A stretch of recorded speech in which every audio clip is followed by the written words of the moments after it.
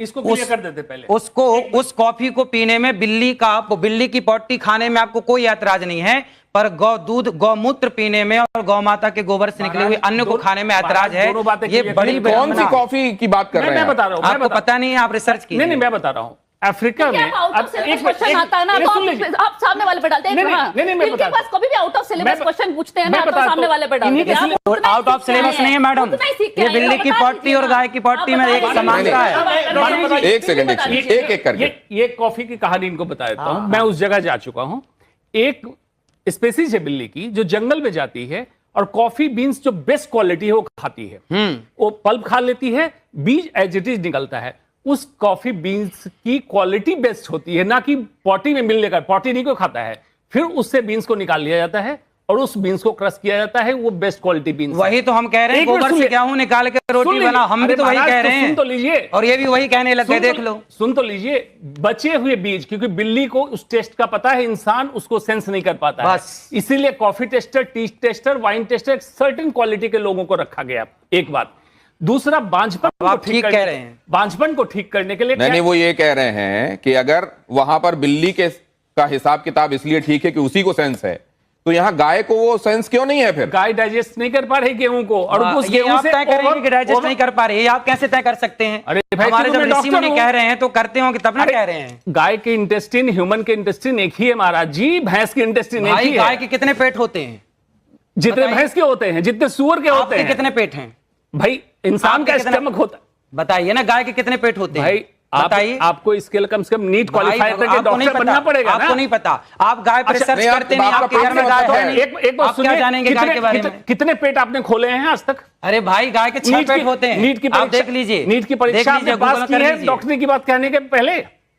Digestion कैसे होता पता है आपको? फील्ड का जितनी बात कहता हूँ उसका प्रमाण से कहता हूँ। यही बात है कि क्या स्वामी जी, क्या अनिरुद्धाचार्य जी अपने विषय के अलावा बाकी विषयों में जाकर भी असल में एनक्रोच करते हैं, या बाकी विषयों के संदर्भ में शास्त्रों में क्योंकि व्यवस्था दी गई है और वो शास्त्र पढ़े हुए हैं, इसीलिए बाकी जगहों पर भी टिप्पणी का उनका अधिकार है? इस पर आगे चलेंगे, लेकिन जरा यहां जो हमारे साथ हमारी कलीग बैठी हुई हैं, पहले श्वेता आपको लेकर आता हूं। क्या है आपके मन में जो आप जानना चाहती हैं? मैं तो ये जानना चाहती हूँ स्वामी जी, क्योंकि मैंने जैसे सुनी आपकी बहुत सी बातें, आपने महिलाओं के ग्रेड के बारे में भी कई बार बात की है कि ये महिला इस ग्रेड की है, ये महिला उस ग्रेड की। तो पहले तो मैं अपना ग्रेड जानना चाहूंगी। आप स्वामी हैं, बहुत लोग आपको सुनने आते हैं। कौन सी बात? कि जैसे आपने कहा कि ये महिला जो अपने पति को के साथ लड़ाई करती है, तो ये तो एकदम 3rd ग्रेड की महिला है।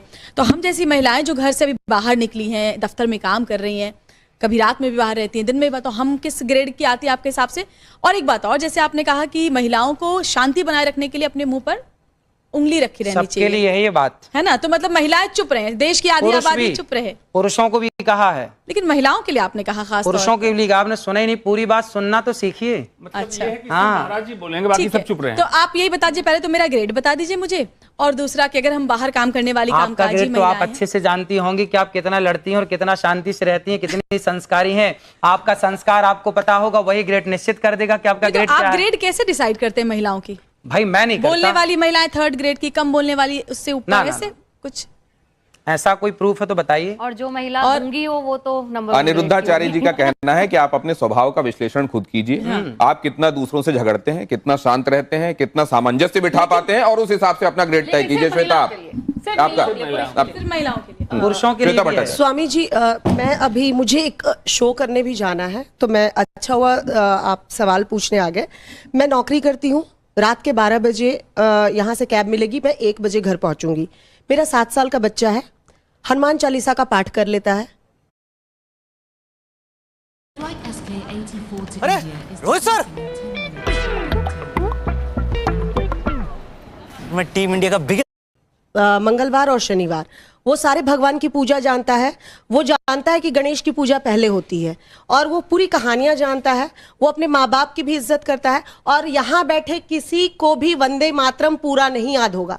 मेरा बेटा पूरा संस्कृत में वो याद रखा है। आपने कहा नौकरी करना ही नहीं चाहिए महिलाओं को, क्योंकि उन्हें घर कैसे संभालेंगे, संस्कार कैसे देंगे, आप डिसाइड करेंगे। सर, आपका एक बड़ा तबका है जो आपको फॉलो करता है, आप उनको, मतलब मेरी जैसी महिलाएं तो बिल्कुल, आपका वो वीडियो देख के मुझे तो उदास हो जाना चाहिए कि मैं अपने बच्चे को क्या सीख दे पाऊं। जवाब ले लीजिए, जवाब ले लीजिए। आप बताइए सर कि पूरी बातें सुनते नहीं। नहीं, मैंने पूरी बातें सुनी सर। मैंने पूरी बात ये सुनी। आपने कहा महिलाओं को नौकरी क्यों करना, पुरुष कमाए। ना ऐसा नहीं बोला कि महिलाओं को नौकरी क्यों करना। आप दिखा दीजिए वीडियो है मेरे, दिखा दीजिए वीडियो है, दिखा दीजिए। मैंने भी बोला प्रमाण लेकर बात करती हूँ सर। हम न्यूज़ दिखा दीजिए ना, तो हम तो सुन रहे हैं। वो वीडियो मैं आपको बकायदा भेजूंगी सर, अभी दिखा दो। आप ये कह रहे हैं कि महिलाओं को नौकरी करने की जरूरत क्या है, पुरुष कमा रहा है। आपने जो बात कही, अगर उनका वही कहना होता है जो आप कह रही हैं, तो वो कहते हैं हाँ मैंने ये कहा है। वो कह रहे हैं मेरा मतलब कुछ और है, तो सुन लीजिए उनसे वो क्या कहना है। कहने का मतलब, एक सेकंड। एक महिला ने मेरे से सवाल किया, एक महिला ने मेरे से सवाल किया। अब देखो आप लोग पूरी बात ना प्रमाण के साथ, होमवर्क पूरा नहीं है आपका आज। एक महिला ने मेरे से सवाल किया कि महाराज जी मैं नौकरी करना चाहती हूं। मैंने कहा पति क्या करते हैं? बोले बिजनेसमैन है। मैंने कहा बेटा यदि पति बिजनेसमैन है तो फिर आपको नौकरी करने की क्या जरूरत है? यदि पति बिजनेसमैन ना हो, पति कुछ ना कर रहा हो, एक सेकंड टोकिए मत बीच, सुन लीजिए, है ना। पहला उसने कहा कि पति बिजनेसमैन ने कहा कि यदि बिजनेसमैन है तो आपको जरूरत नहीं है। यदि आपके पति बिजनेसमैन नहीं है, कुछ काम धाम नहीं चल रहा है, तब आप करो। इस स्थिति में आप बिल्कुल करो काम, ये बात थी उसमें। आप खूब काम करिए, लेकिन तब काम करिए जब घर में कोई और ना हो काम करने वाला। जब घर में सारे लोग काम करने वाले हैं, भाई हमारे यहां तो सिंपल फंडा, सिंपल बातें हैं कि यदि भाई खड़ा है तो बहन बाल्टी नहीं उठाएगी। कौन बाल्टी उठाएगा? भाई बाल्टी उठाएगा। भाई जब भाई है, पुरुष वर्ग है काम करने के लिए, तो महिलाएं क्यों काम करेंगी? ये तो आपकी भलाई के लिए। अगर आपको करना है तो मैं हाथ पकड़ने नहीं आऊंगा। उसमें ये बात कही गई है कि आपको आवश्यकता है, मान लीजिए तो काम करिए। मान लीजिए आपके जो फॉलोअर्स हैं उनमें से किसी महिला के मन में ये भाव जागृत होता है कि वो काम करे और पति बिजनेसमैन है, तो पति आपका हवाला देके रोक देगा, देखो उन्होंने कहा है तुम काम करना चाह रही हो। आज ना बड़े बड़े पद पर जितने लोग हैं, वो काम करने वाले जो बड़े पद पर हैं, वो ये चाहते हैं कि मैं ऐसी पत्नी लाऊं, ऐसी लड़की से विवाह करूं। ये मैं एक सोच की बात कर रहा हूं, है ना। अब इसका ये विचारधारा है, ये मेरी पर्सनल विचारधारा नहीं है, मैंने सुनी है, लोगों से मैंने बात की तो पता लगा। तो लोगों ने कहा कि जो अच्छे फील्ड में है, IAS IPS कलेक्टर लेवल के जो लोग हैं, वो ऐसी लड़की से ब्याह करना पसंद करते हैं। अधिक आप कह सकते हैं 85%, कि जो लड़की पारिवारिक हो। पारिवारिक मीन्स घर का काम संभाले, घर का काम करे, वो पति आए तो वो जो वर्किंग है वो पारिवारिक नहीं हुई। क्या पुरुष प्रधान समाज, पितृसत्तात्मक समाज, इसको बढ़ावा देने की तरफ अनिरुद्धाचार्य जी जा रहे हैं? मैं साक्षी आपका सवाल लूंगा, लेकिन जरा उससे पहले एक ये बाइट भी जो स्वामी जी की ही कही हुई है, अनिरुद्धाचार्य जी की, वो भी जरा सुन लें, उसके बाद इस चर्चा को आगे बढ़ाते हैं। हिंदू समाज में फकीर शब्द का प्रयोग नहीं होता। फकीर शब्द तो मुसलमानों में प्रयोग होता है। ये किस संदर्भ में आपने बात कही थी? आप पूरी सुन लीजिए तो सब संदर्भ निकल आएगा। नहीं, आपने तो खुद ही कहा है, तो आपको तो सब कुछ पता ही होगा। ऐसा है कि अब वो बहुत पुरानी वीडियो है, बहुत पुरानी। अब मैं बताता हूं आपको, आप तो जानते ही हैं आजकल मीम्स का जमाना है, चीजों को इधर से उधर लगा देने का और सामने करने का जमाना है। ये जो सामने हमारे आया, यहां पर पहले ये दिखाया गया कि हम तो फकीर हैं, झोला उठाकर चल देंगे। कौन बोल? और उसके बाद आपकी ये वाली बात जोड़ी गई साथ में कि फकीर तो असल में वहां का शब्द है, यहां का शब्द नहीं है। आपने किस विषय में कहा था? अगर आपको स्मरण हो रहा हो तो कृपया बताइए। देखो हमारे यहाँ नहीं है, इस फकीर शब्द का प्रयोग नहीं होता, इसलिए मैंने बोला। किसी ने पूछा होगा कि फकीर कहाँ का है, तो मैंने बोला होगा भाई फकीर शब्द का प्रयोग हमारे यहाँ नहीं होता। अच्छा सोनाक्षी, मैं आपसे ये पूछना चाहती हूँ, आजकल ज़्यादातर जैसे हम समाज में देख रहे हैं, शादीशुदा लोग एक ही छत के नीचे रहते हैं पर उनकी आपस में बनती नहीं है। ऐसे मेरे बहुत लोग जानने वाले हैं, तो उनके लिए आप क्या सुझाव देंगे? सत्संग करें, सत्संग, भक्ति, स्वतंत्र, दोनों लोग सकल करें सत्संग। सत्संग करेंगे तो अपने आप उनकी बात ठीक होगी। सत्संग बहुत जरूरी। आज डिप्रेशन क्यों है समाज में? भारत में तो डिप्रेशन कम है। आप चले जाइए भारत के बाहर, लंदन चले जाइए, आप अन्य कंट्री चले जाइए, वहां डिप्रेशन की इतनी ज्यादा मात्रा है, डिप्रेशन इतना ज्यादा है, पूछिए मत। क्यों? क्योंकि आज का समाज सत्संग नहीं कर रहा है। हमारे ऋषि मुनि क्या कहते? तुलसीदास जी कहते, एक घड़ी आधे की पुनियाद, तुलसी चर्चा राम की हरहि कोटि अपराध। थोड़ा ही सही सत्संग जरूर करिए, अपनी माँ के साथ बैठ के करिए, भगवत चर्चा करिए, अच्छी बातें करिए, अपने पिता के साथ बैठ के करिए, पति के साथ करिए, बेटे के साथ करिए। लेकिन सत्संग जरूर करिए। मैं बड़ी देर से आपकी बातें सुन रही हूँ, आपकी सारी बातें मैंने सुनी, लेकिन इस बीच में सवाल मेरे कई सारे हैं। लेकिन पहला सवाल तो मेरा ये होगा, आपने एक बयान में कहा कि मर्यादित कपड़े पहनने हैं, तो ये मर्यादित कपड़े क्या होते हैं, पहले तो आप ये बता दीजिए। दूसरी चीज, आपने शुरुआत करी हमने गोबर के साथ में कि उससे सुंदर होते हैं, तो क्या आप शैम्पू और साबुन का उपयोग नहीं करते हैं? मैं और क्या आप गोबर का उपयोग करते हैं? गोबर का प्रयोग और अगर करता हूं। गोबर का उपयोग करते हैं तो आखिरी बार आपने कब गोबर का उपयोग किया था? और आप तो अमूमन ट्रैवल करते रहते हैं, कथाएं अलग अलग जगह पे होती हैं, ऐसे में क्या आप शुद्ध गाय का गोबर अपने साथ में कैरी करते हैं क्योंकि वो आपको शुद्ध रखता है? मैं अधिकाधिक वृंदावन ही रहता हूँ, मैं बाहर बहुत कम जाता हूँ, 4 महीने 6 महीने में एक बार बाहर जाता हूँ। अधिकाधिक वृंदावन में, और वृंदावन में शुद्ध देसी गाय है 400, अपनी गौशाला है गौरी गोपाल गौशाला। मैं उसी गौशाला में जाकर के गाय के गोबर से स्नान कर लेता हूँ, मुझे कोई ऐतराज नहीं है। खूब मलमल के नहाता हूँ गाय के गोबर से, बहुत अच्छा लगता है। तो अगर इतना ही गाय का गोबर अच्छा होता है तो आप वो मार्क सर्टिफिकेट्स ले लीजिए और उसका प्रोडक्शन शुरू कर दीजिए। कई सारे ऐसे सर्टिफिकेशन मिलते हैं। पेटेंट लाइसेंस हम अपना करें, हम आपको बताएं, हम आपको समझाएं, हम आपको रास्ता दिखा सकते हैं, है ना। हम आपके पीछे उनका इसका व्यवसाय करने का मकसद नहीं है। वो चाहते हैं कि सिर्फ आपको बता दें। लेकिन दूसरी बात जो इन्होंने पूछी, ये साक्षी ने मर्यादित कपड़े पहने कि नहीं पहने?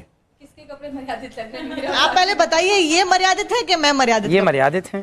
तो ये मर्यादित नहीं है, तो फिर तो मैं आपके किसी पैमाने पे सेट ही नहीं बैठती हूँ ना। मैंने मर्यादित कपड़े पहने हैं, मैं बिस्कुट भी खाती हूँ। नहीं, एक सेकंड, आप बिस्किट खाती हैं, आप कुकीज कह के खाती होंगी शायद, इसलिए ठीक है। नहीं, लेकिन क्या यहाँ पे हम मर्यादित और अमर्यादित के हिसाब से कपड़ों को देख के जजमेंट कर सकते हैं अनिरुद्धाचार्य जी? देखो, आप सब खूब भीतर से बात समझ रहे हैं, अब बाहर से ना बोले बोला विषय है। आप इस बात से सहमत हैं या नहीं कि हम जो देखते हैं, छोटा बच्चा आपको आरती करते देखेगा ना, वो भी आरती करेगा।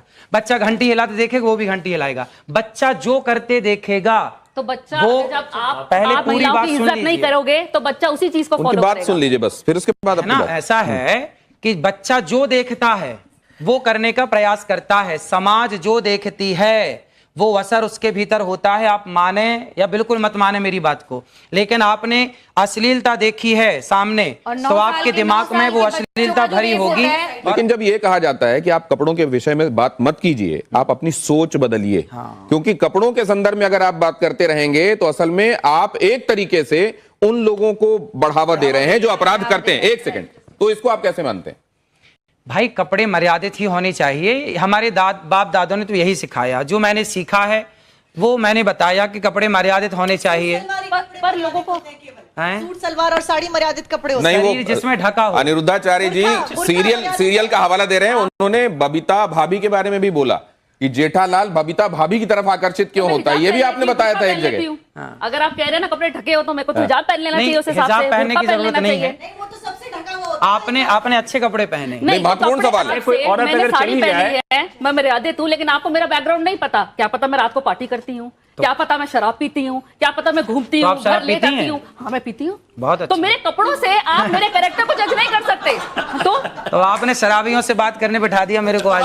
नहीं, बात असल में ये तो है। शराब, एक मिनट, आप अपनी भाषा का मर्यादा रखें, आप अपनी भाषा का मर्यादा रखें। शराब पीने वाला शराबी नहीं होता। पहले आपको एक बात ये भी मैं मानवी जी बताता हूँ क्या करते थे शिव जी, क्या करते एक बात मैं आपको बताता हूँ। नहीं, एक सेकंड। बहुत सारे लोग जो एडिक्ट थे, मानवी जी आप इसकी तारीफ करेंगी शायद, इनको ये नहीं आप इस बात की शायद प्रशंसा करेंगी कि अनिरुद्धाचार्य जी के आह्वान पर बहुत सारे लोग जो एडिक्ट थे, शराब के चक्कर में उन्होंने घर बार बेच दिया था, बच्चे उनके सड़कों पर आ गए थे, उनके आह्वान पर उन लोगों ने शराब छोड़कर, नशा छोड़कर, तंबाकू छोड़कर और अब अध्यात्म की राह पकड़ी है। क्या ये बात स्वागत योग्य है मानवी जी? कहीं ना क्या ये बात स्वागत योग्य है? आप लोग क्या कहते हैं? अगर स्वागत योग्य है तो इस पर ताली बजनी चाहिए।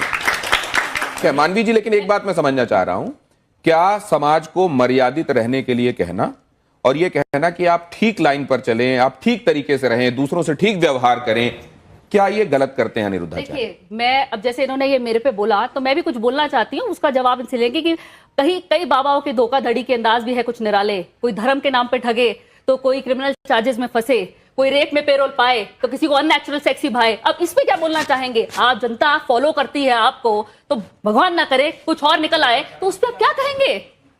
जवाब लेते हैं। क्या